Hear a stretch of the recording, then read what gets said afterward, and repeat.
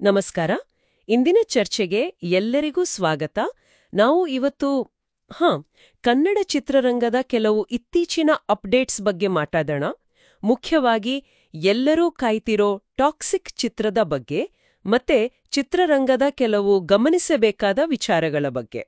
ನಮ್ಮ ಹತ್ರ ಇರೋ ಬೇರೆ ಬೇರೆ ಸುದ್ದಿ ಮೂಲಗಳಿಂದ ಬಂದಿರೋ ಮಾಹಿತಿಗಳನ್ನ ನೋಡಿ ಅದರ ಒಂದು ಸಾರಾಂಶವನ್ನ ಅಂದ್ರೆ ಮುಖ್ಯ ಅಂಶಗಳನ್ನ ಚರ್ಚೆ ಮಾಡೋಣ ಅಂತ. ಸರಿ, ಶುರು ಮಾಡೋಣ ಅಲ್ವಾ? ಖಂಡಿತ.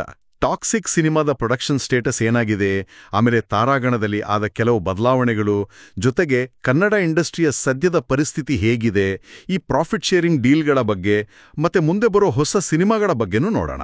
ಸರಿ, ಮೊದಲು ಟಾಕ್ಸಿಕ್ ಬಗ್ಗೆನೇ ಮಾತಾಡೋಣ. ಅತಿ ದೊಡ್ಡ ಸುದ್ದಿ ಅಂದ್ರೆ ಅನಿರುದ್ಧ್ ರವಿಚಂದರ್ ಮ್ಯೂಸಿಕ್ ಡೈರೆಕ್ಟರ್ ಆಗಿ ಟೀಮ್ ಸೇರಿದ್ದಾರೆ. ಹೌದು, ಇದು ಅವರ ಮೊದಲನೇ ಕನ್ನಡ ಸಿನಿಮಾ. ರವಿ ಬಸ್ರೂರವರ ಜಾಗಕ್ಕೆ ಅನಿರುದ್ಧ್ ಬಂದಿರೋದು ಈಗ ಕನ್ಫರ್ಮ್ ಆಗಿದೆ. ಇದು ಬಹಳ ಇಂಪಾರ್ಟೆಂಟ್ ಡೆವಲಪ್ಮೆಂಟ್. ಅಂದ್ರೆ ಅನಿರುದ್ಧ್ ಅವರ ಸ್ಟೈಲ್ ಇದೆಯಲ್ಲ, ಅದು ರವಿ ಬಸ್ರೂರವರ ಮಾಸ್ ಮ್ಯೂಸಿಕ್ಗಿಂತ ಸ್ವಲ್ಪ ಬೇರೆ ಥರ. ಇದು ಸಿನಿಮಾಗೆ ಒಂದು ಫ್ರೆಶ್ ಫೀಲ್ ಕೊಡಬಹುದಾ, ಇಲ್ಲಾಂದ್ರೆ ಅದರ ಒಟ್ಟಾರೆ ಟೋನ್ ಮೇಲೆ ಹೇಗೆ ಪರಿಣಾಮ ಬೀರುತ್ತೆ ಅಂತ ನೋಡಬೇಕು. ಕುತೂಹಲ ಇದೆ.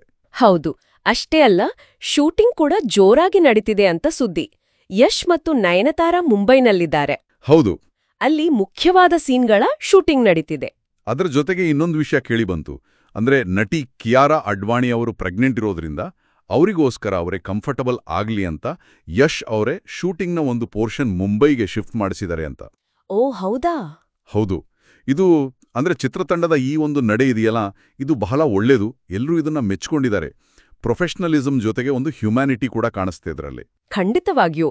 ಇನ್ನು ಸಿನಿಮಾದ ಬೇಸಿಕ್ ಡೀಟೇಲ್ಸ್ಗೆ ಬರೋದಾದ್ರೆ, toxic a fairy tale for grown ups ಇದು title. Geetu Mohandas director. ಇದು ಒಂದು ದೊಡ್ಡ ಬಜೆಟ್ನ ಪೀರಿಯಡ್ ಗ್ಯಾಂಗ್ಸ್ಟರ್ ಥ್ರಿಲ್ಲರ್ ಅಂತ ಹೇಳ್ತಿದ್ದಾರೆ. ಸ್ಟಾರ್ ಕಾಸ್ಟ್ ಕೂಡ ದೊಡ್ಡದಿದೆ.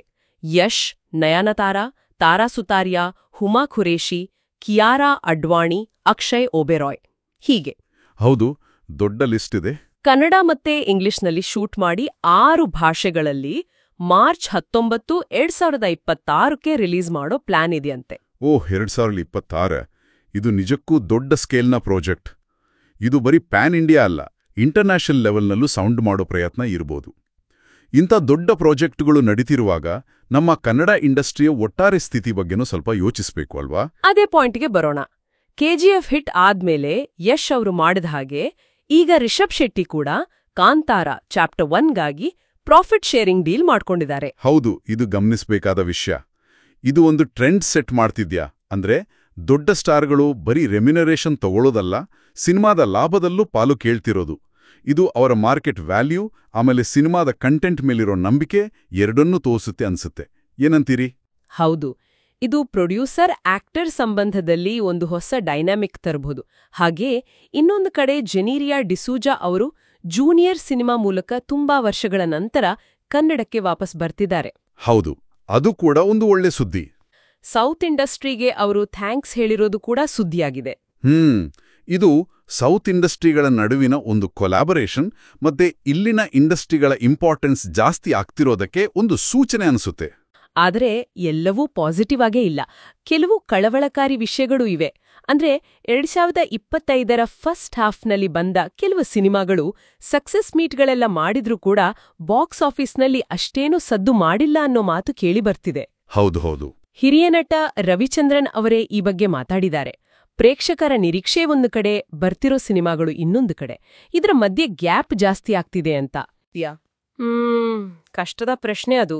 ಈ ಹಿನ್ನೆಲೆಯಲ್ಲಿ ಜುಲೈ ತಿಂಗಳಲ್ಲಿ ಬರ್ತಿರೋ ರಿಲೀಸ್ಗಳು ಬಹಳ ಮುಖ್ಯ ಅನಿಸುತ್ತೆ. ಇವು ಇಂಡಸ್ಟ್ರಿಗೆ ಸ್ವಲ್ಪ ಬೂಸ್ಟ್ ಕೊಡ್ಬೋದಾ?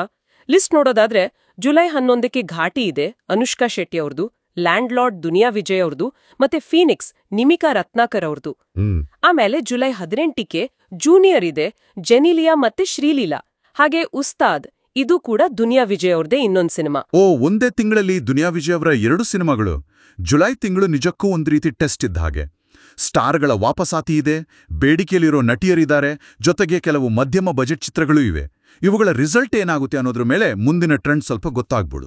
ಸರಿ, ಹಾಗಾದ್ರೆ ಒಟ್ಟಾರೆಯಾಗಿ ನೋಡಿದಾಗ ಟಾಕ್ಸಿಕ್ ತರಹದ ದೊಡ್ಡ ಪ್ರಾಜೆಕ್ಟ್ಗಳು ಒಂದು ಕಡೆ ಭರವಸೆ ಮೂಡಿಸಿದ್ರೆ, ಇನ್ನೊಂದ್ ಕಡೆ ಇಂಡಸ್ಟ್ರಿಯಲ್ಲಿ ಕೆಲವು ಮಿಶ್ರ ವಾತಾವರಣ ಇದೆ ಅಂತ ಹೇಳ್ಬೋದು. ಹೌದು. ಇದನ್ನ ಒಂದು ದೊಡ್ಡ ಪಿಕ್ಚರ್ನಲ್ಲಿಟ್ಟು ನೋಡೋದಾದ್ರೆ ಟಾಕ್ಸಿಕ್ ಆಗ್ಲಿ, ಕಾಂತಾರ ಪ್ರೀಕ್ವೆಲ್ ಆಗ್ಲಿ, ಇವು ಕನ್ನಡ ಸಿನಿಮಾದ ನ್ಯಾಷನಲ್ ಇಂಟರ್ನ್ಯಾಷನಲ್ ಸ್ಟೇಟಸ್ನ ಎತ್ತರಕ್ಕೆ ಕೊಂಡೊಯ್ತಾವ. ಅದಕ್ಕೂ ಮುಂಚೆ ನಮ್ಮ ಲೋಕಲ್ ಆಡಿಯನ್ಸ್ ಜೊತೆಗಿನ ಸಂಪರ್ಕ, ಆ ಕನೆಕ್ಷನ್ ಇದೆಯಲ್ಲ, ಅದನ್ನ ಸ್ಟ್ರಾಂಗ್ ಮಾಡ್ಕೊಳ್ಳೋದು ಮುಖ್ಯನಾ? ಇದು ಯೋಚಿಸಬೇಕಾದ ವಿಚಾರ. ಖಂಡಿತ. ಕೊನೆಗೊಂದು ಪ್ರಶ್ನೆ ಮನಸ್ಸಲ್ಲಿ ಉಳಿಯುತ್ತೆ. ಟಾಕ್ಸಿಕ್ ವಿಷಯಕ್ಕೆ ಬಂದ್ರೆ ಅನಿರುದ್ಧ್ ಅವರ ಡಿಫ್ರೆಂಟ್ ಮ್ಯೂಸಿಕ್ ಸ್ಟೈಲ್ ಮತ್ತೆ ಗೀತು ಮೋಹನ್ ದಾಸ್ ಅವರ ಒಂದು ವಿಶಿಷ್ಟವಾದ ಡೈರೆಕ್ಷನ್ ಶೈಲಿ ಇದೆಯಲ್ಲ, ಇದು ಪ್ಯಾನ್ ಇಂಡಿಯಾ ಮಟ್ಟದ ನಿರೀಕ್ಷೆಗಳು ಮತ್ತೆ ನಮ್ಮ ಸ್ಥಳೀಯ ಪ್ರೇಕ್ಷಕರ ಅಭಿರುಚಿ ಇದರ ನಡುವೆ ಒಂದು ಬ್ಯಾಲೆನ್ಸ್ ತರಬಹುದಾ ಅಥವಾ ಆ ಗ್ಯಾಪ್ನ ಇನ್ನೂ ಜಾಸ್ತಿ ಮಾಡುತ್ತಾ? ಕಾದು ನೋಡ್ಬೇಕು.